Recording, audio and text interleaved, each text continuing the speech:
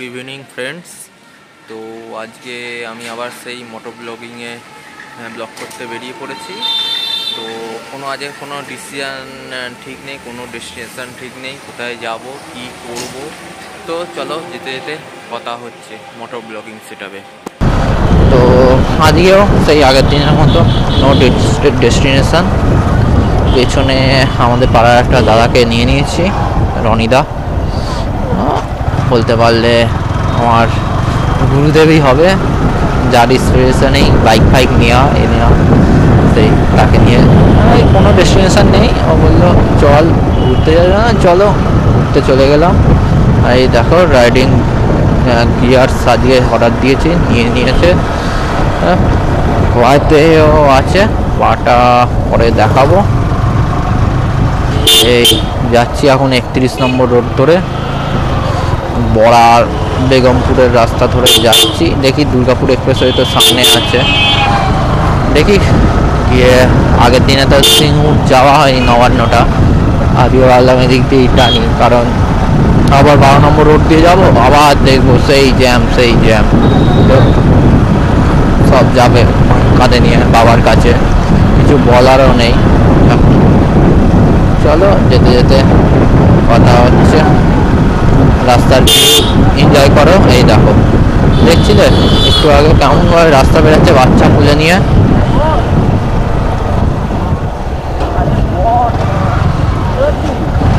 তো এই তো যাচ্ছি সিঙ্গুর।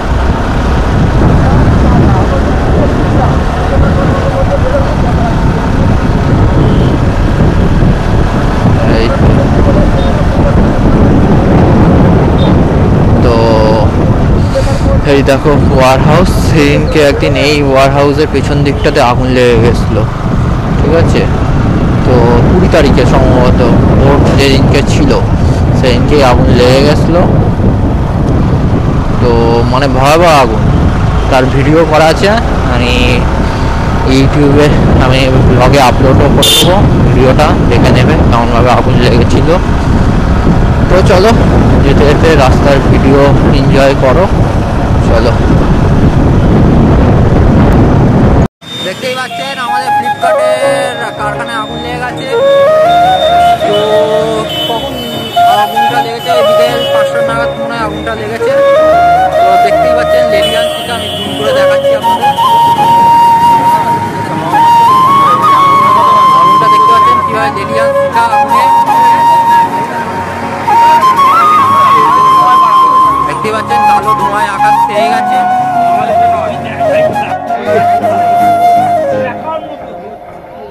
আগুনটা আরো জোর উঠবে।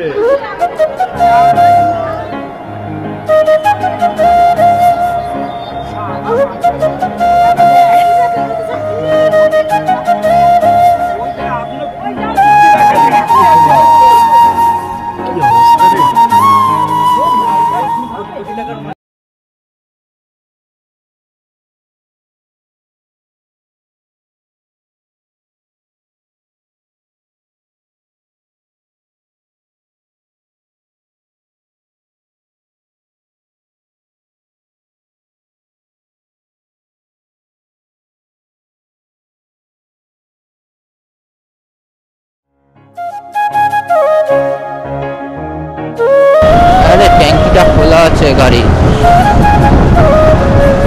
বলে দি ট্যাঙ্কিটা বন্ধ করতে। দেখতে পাচ্ছ ওই যে ট্যাঙ্কিটা খোলা আছে।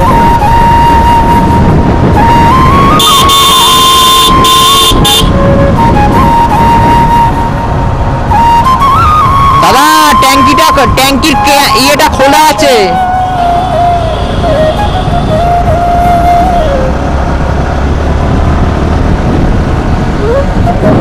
ও বললো ঠিক আছে ট্যাঙ্কি এটা, তার মানে ও ইয়ে আছে, ডিফেক্ট আছে ট্যাঙ্কির, ওটা খোলা আছে বললো না, ওটা ডিফেক্ট আছে। এটা কে বেরালো রে আমার স্কুটি নিয়ে?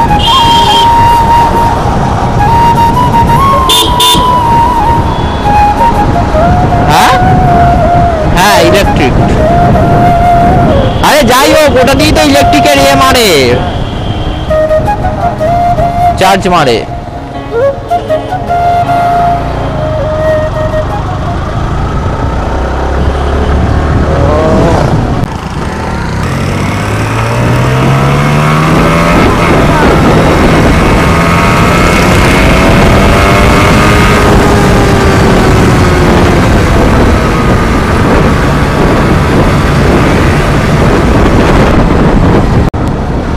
উঠে পড়েছি দুর্গাপুর এক্সপ্রেসওয়েতে, এবার টানার পালা।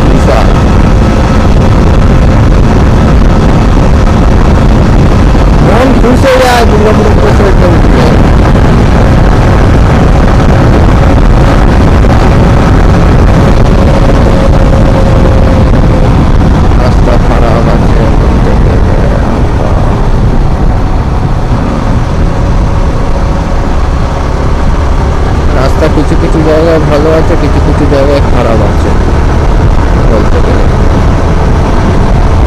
তো ভালোই লাগছে, এনজয় হচ্ছে।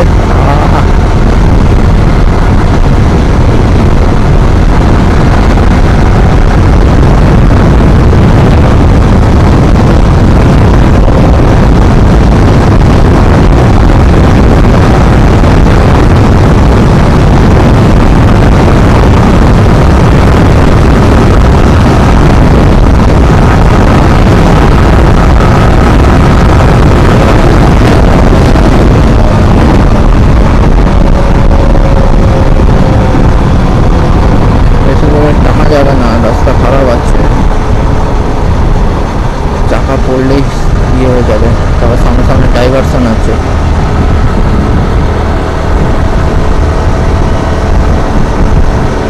দেখো দেখো প্রেম করছে,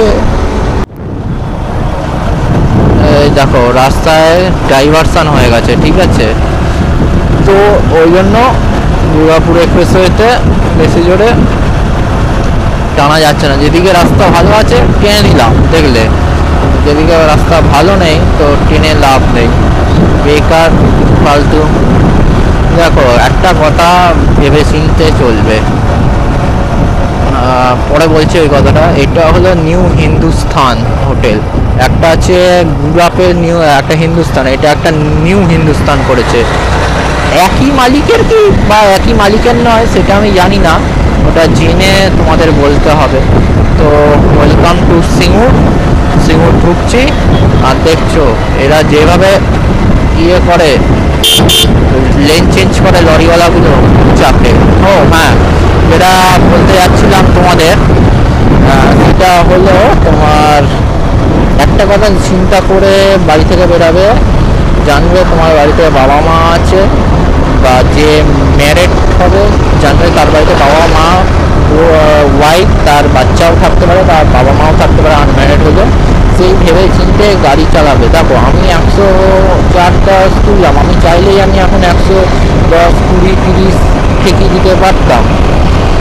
পেছনে আমার ডবল বাইকটা যে ক্যারি করছি তো সেটা ম্যাটার করে না, পিলিয়ন রাইডার।